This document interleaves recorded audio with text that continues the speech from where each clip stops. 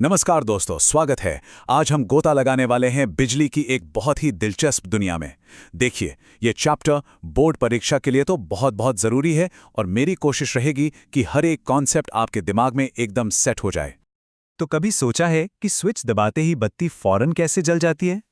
चलिए इसी मजेदार सवाल से अपनी आज की बातचीत शुरू करते हैं। ये सवाल ही हमें बिजली के उन बुनियादी सिद्धांतों की ओर ले जाएगा जिन्हें हम आज एक एक करके समझने वाले हैं। तो ये है हमारी आज की यात्रा का पूरा मैप। हम शुरुआत करेंगे बिजली की सबसे छोटी इकाई यानी आवेश से, और वहां से लेकर अपने घरों में बिजली के इस्तेमाल तक का पूरा सफर तय करेंगे। तो तैयार हैं आप सब? ठीक है, तो चलिए अब इसमें गहराई से उतरते हैं।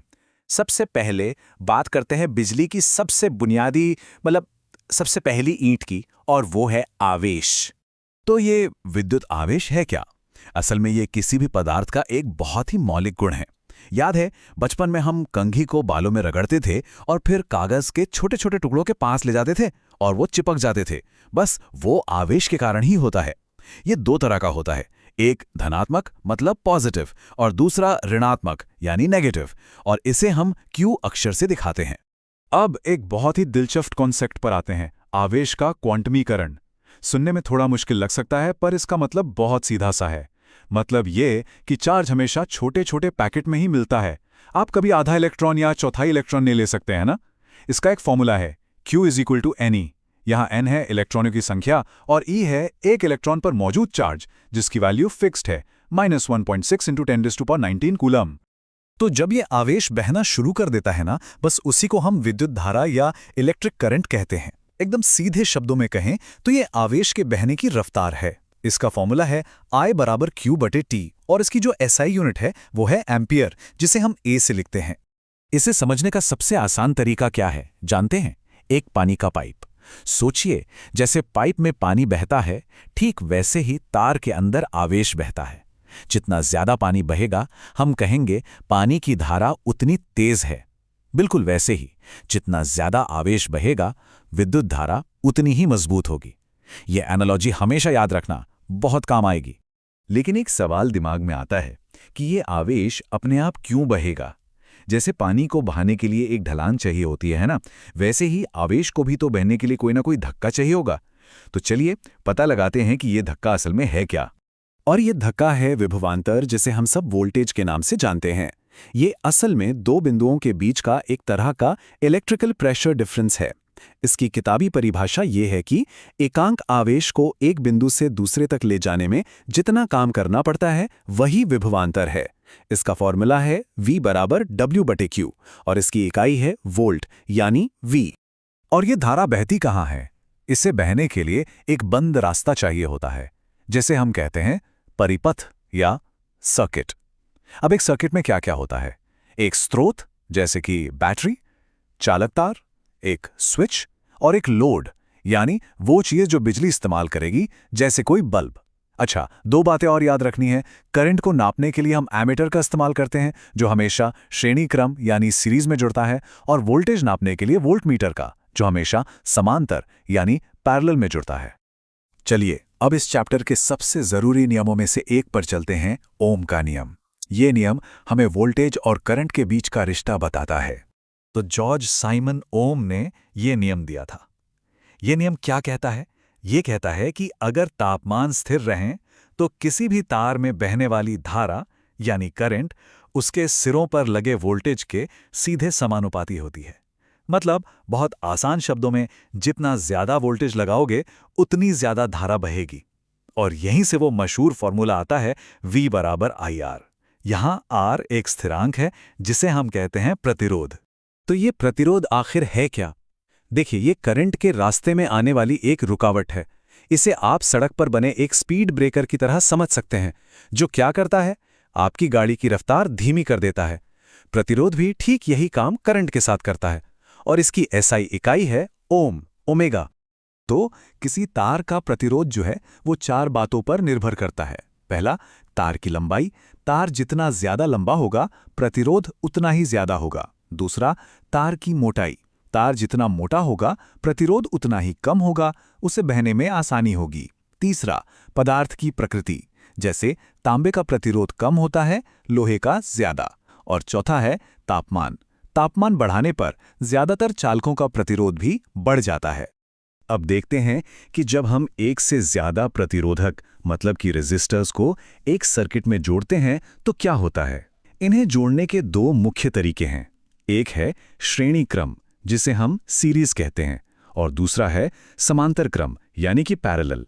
दोनों में फर्क क्या है? देखिए, श्रेणी क्रम में रेजिस्टर एक के बाद एक लाइन में जुड़ते हैं। इसमें करंट सब में एक जैसा रहता है, पर वोल्टेज बढ़ जाता है और कुल प्रतिरोध बढ़ जाता है। वहीं समांतर क्रम में सबके शुरुआती सिरे एक साथ और आखिरी सिरे एक साथ जुड़ते हैं। इसमें वोल्टेज सब में एक जैसा रहता है, पर करंट बढ़ जाता है और सबसे मजेदार बात, कुल प्रतिरोध घट जाता है।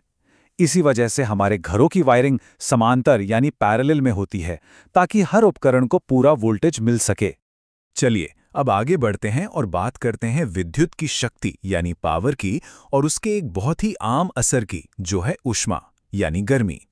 तो विद्युत शक्ति या इलेक्ट्रिक पावर हमें ये बताती है कि कोई भी उपकरण कितनी तेजी से बिजली खर्च कर रहा है। इसके तीन मुख्य फॉर्मूले हैं जो बहुत काम के हैं। पहला P बराबर V गुणा I, दूसरा P बराबर I स्क्वायर R और तीसरा P बराबर V स्क्वायर बटे R। ये तीनों एक दूसरे से ही निकले हैं और अलग अलग न्यूमेरिकल में काम आते हैं। और हाँ, इसकी इकाई है वॉट, W। आपने देखा होगा जब भी किसी तार से करंट बहता है तो वो गर्म हो जाता है। ऐसा क्यों होता है? ये होता है जूल के तापन नियम की वजह से। ये नियम कहता है कि पैदा होने वाली गर्मी यानी हीट तीन चीजों पर निर्भर करती है। वो करंट के स्क्वायर, प्रतिरोध और समय, इन तीनों के सीधे समानुपाती होती है। तो फॉर्मूला बन जाता है H = I squared RT। Electric heater और फ्यूज जैसे उपकरण इसी सिद्धांत पर तो काम करते हैं। तो चलिए अब आखिर में देखते हैं कि ये सारी थ्योरी हमारे घरों में असल में कैसे लागू होती है, और फिर अपना कॉन्फिडेंस बढ़ाने के लिए परीक्षा में आने वाले कुछ खास सवालों को भी हल करेंगे। तो जैसा कि हमने पहले ही बात की, हमारे घरों में वायरिंग समानता क्रम में होती है। इसमें तीन मुख्य तार होते हैं। लाइव, जिसमें करंट आता है, ये लाल रंग का होता है। न्यूट्रल, जो काले रंग का होता है। और अर्थ, जो हरे रंग का होता है और हमारी सुरक्षा के लिए है। सुरक्षा के लिए और भी चीजें होती हैं, जैसे फ्यूज, जो ज्यादा करंट आने पर पिघलकर सर्किट को तोड़ देता है। MCB, जो अपने आप स्विच ऑफ हो जाती है। और अर्थिंग, जो हमें बिजली के झटके से बचाती है। चलिए अब कुछ सवाल हल करते हैं। पहला न्यूमेरिकल स्क्रीन पर है। सवाल कहता है कि एक बल्ब से 1 एम्पियर का करंट 10 मिनट तक बहता है, तो बताइए कुल कितना आवेश यानी चार्ज बहा। तो हमें क्या क्या दिया गया है? I दिया है 1 एम्पियर और T दिया है 10 मिनट। यहीं पे रुकिए। सबसे पहली और ज़रूरी चीज़, समय को हमेशा SI यूनिट यानी सेकंड्स में बदलना है। तो 10 मिनट हो गए 600 सेकंड। अब हमारे पास फॉर्मूला है I बराबर Q/T, जिससे Q बराबर I गुणा T बन जाता है। बस वैल्यूज रख दीजिए। Q बराबर 1 गुणा 600। तो हमारा जवाब आ गया 600 कूलम। देखा कितना आसान था। चलिए अब दूसरा सवाल देखते हैं। ये पावर पर आधारित है।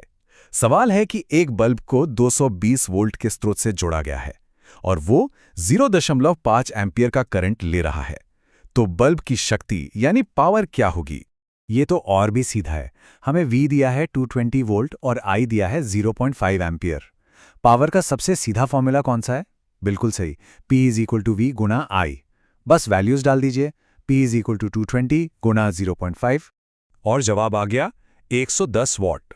आपने अपने घर के कई बल्बों पर 100 वॉट या 110 वॉट लिखा देखा भी होगा। अब ये आखिरी सवाल थोड़ा कॉन्सेप्चुअल है। ये आपकी समझ को परखेगा। हमें 4 अलग अलग रेजिस्टर दिए गए हैं, 4, 8, 12 और 24 ओम के। इनसे मिलने वाला अधिकतम और न्यूनतम प्रतिरोध क्या होगा?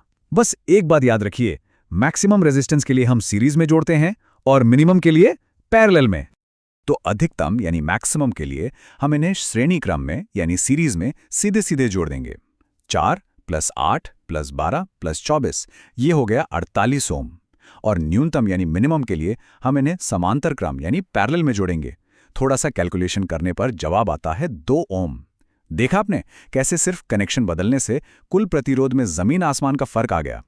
तो देखा आपने, एक छोटे से स्विच को दबाने की मामूली सी हरकत के पीछे कितना सारा विज्ञान काम कर रहा है। हमने एक छोटे से आवेश से अपनी बात शुरू की थी और पूरे घरेलू सर्किट तक को समझ लिया। अब सोचिए, विज्ञान की ये यात्रा आपको आगे कहां ले जाना चाहती है।